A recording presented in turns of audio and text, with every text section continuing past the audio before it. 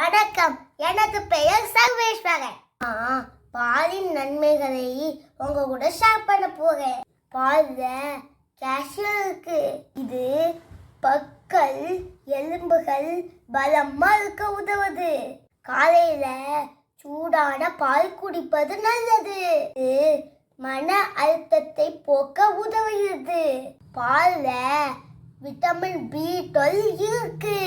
இது நரம்பு மண்டலம் ஆரோக்கியமா இருக்க உதவுது. பால்ல பொட்டாசியம் இருக்கு. இது ரத்த அழுத்தத்தை சீராக வச்சுக்க உதவுது. பால்ல விட்டமின் D இருக்கு. இது வளர்சிதை மாற்றத்துக்கு ரொம்ப நல்லது.